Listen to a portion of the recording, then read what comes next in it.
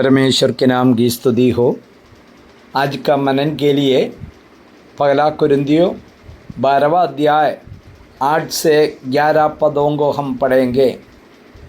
क्योंकि एक को आत्मा के द्वारा बुद्धि की बातें दी जाती है और दूसरे को उसी आत्मा के अनुसार ज्ञान की बातें, और किसी को उसी आत्मा से विश्वास और किसी को उसी एक आत्मा से चंगा करने का वरदान दिया जाता है।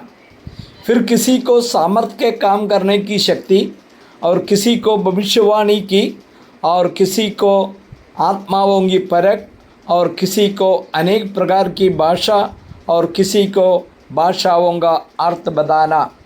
परंतु ये सब प्रभावशाली कार्य वही एक ही आत्मा करवाता है, और जिसे जो चाहता है वही बांट देता है।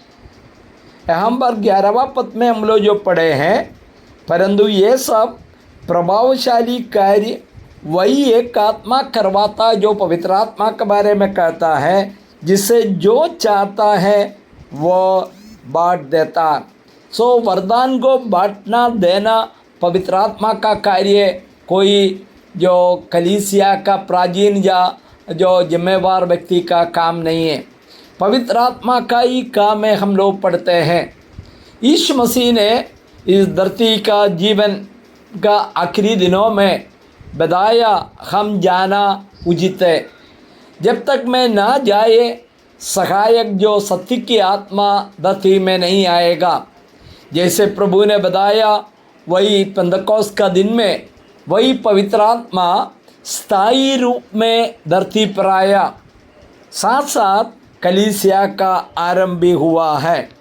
उस पवित्र आत्मा के द्वारा ही जो प्रेरित लोग जो सेवकाई आगे की ओर किया है, और जो कुरिन्थ के कलीसिया में जो पौलुस ने पत्रिका लिखा है, जो 3 का 16 पद में हम लोग पढ़ते हैं, आप जानते नहीं है कि आपका शरीर पवित्र आत्मा का मंदिर है और पवित्र आत्मा आप में वास करता। यहाँ पर फर्स्ट बताते हैं कि पवित्र आत्मा आप में वास करेंगे, नहीं तो कभी कभी वास करेंगे, ये नहीं बताया। आप में वास कर रहा है, और जो वर्तमान काल में उनके अंदर में जो पवित्र आत्मा रह रहा। आपको मालूम है कुरिन्थ कलीसिया में कई प्रकार का समस्या था। शारीरिक विश्वासी भी थे, आत्मिक विश्वासी भी थे, लेकिन पवित्र आत्मा उसके अनुसार उनको नहीं दिया गया। पवित्र आत्मा जो पेंतकोस्त का दिन में आया, वो कलीसिया में पवित्र आत्मा आ गया है। और जिस व्यक्ति यीशु मसीह को जो उद्धारकर्ता के रूप में स्वीकार करता है, जो स्थायी रूप में जो पेंतकोस्त का दिन में आया हुआ पवित्र आत्मा उसके अंदर में भी आ जाता। जो इंतजार करने के लिए जो यीशु मसीह ने बताया, वो यरूशलेम में उन लोग इंतजार किया, 10 दिन का काम था। इसके बाद पवित्र आत्मा आया। बाद में इंतजार करने का कोई आज्ञा नहीं दिया गया। कुरिन्थ का विश्वासी लोग भी इंतजार करके पवित्र आत्मा को पाया करके कोई रिकॉर्ड नहीं है। इसलिए किसी को भी इंतजार करने का ज़रूरत नहीं। जिस व्यक्ति यीशु मसीह को स्वीकार किया उनके अंदर में पवित्र आत्मा है। इसलिए 7वां पद में हम लोग कल भी देख लिया है, ये पवित्र आत्मा सबके लाभ पहुंचाने के लिए हर एक को आत्मा का प्रकाशन दिया जाता।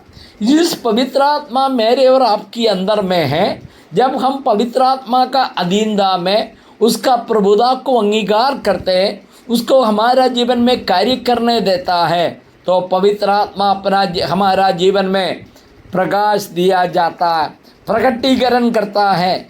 वही व्यक्ति आत्मा का भरपूरी में बहुत सा कार्य करते हैं। यदि आप अनुमति नहीं दे रहे, तभी पवित्र आत्मा विश्वासी के अंदर में है, वो काम कर नहीं पाएगा। वही व्यक्ति को शारीरिक विश्वासी कार्नल बिलीवर कहा जाता है। तो 7वां पद में 8वां पद में हम लोग पढ़ते हैं, क्योंकि एक को आत्मा के द्वारा बुद्धि की बातें दी जाती है और दूसरे को उसी आत्मा के अनुसार ज्ञान की बातें। खास करके आपको जानना बहुत ज़रूरी है, जो विश्वासी के अंदर में ये दोनों बातों का बहुत जरूरी है, बुद्धि और ज्ञान। ये सांसारिक बुद्धि, सांसारिक बात जानने का बुद्धि के बारे में नहीं कहता है। इस संसार में कई ज्ञानी लोग, बुद्धिमान लोग जीवन बिताया, उन लोग बहुत सा कार्य किया है, वो बुद्धि के बारे में नहीं कहता है। स्वर्गीय बातों को जानने का बुद्धि और ज्ञान वो पवित्र आत्मा भी देता है। हमें मालूम है परमेश्वर का भय मानना बुद्धि का मूल कहा जाता।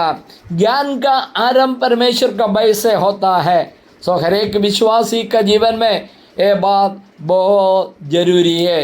यदि आप में बुद्धि का कमी हो, ज्ञान का कमी हो, जैसे यो याकूब अपना पत्रिका में लिखा है, आप परमेश्वर के पास जाए, परमेश्वर से मांगे और परमेश्वर कम करके देगा ऐसा नहीं लिखा, बहुत आय से आपको देंगे, क्योंकि आप बुद्धि और ज्ञान में भरपूर होकर परमेश्वर को महिमा करना यही परमेश्वर चाहता है। इन पढ़ाई के द्वारा हम परमेश्वर का कार्य को और स्वीकार करें, अंगीकार करें, परमेश्वर के अधीनता में रहते हुए परमेश्वर को महिमा करते हुए आगे का जीवन बिताने के लिए सुनने वाला सबको प्रभु आशीष दे। स्वर्गीय पिता परमेश्वर पवित्र आत्मा के बारे में हम सीख रहे प्रभु जी, समझकर प्रभु जी एक आत्मिक जीवन बिताने में हम सबको सहायता कर यीशु मसीह के मधुर नाम में मांगते हैं, सुनना और स्वीकार कीजिए।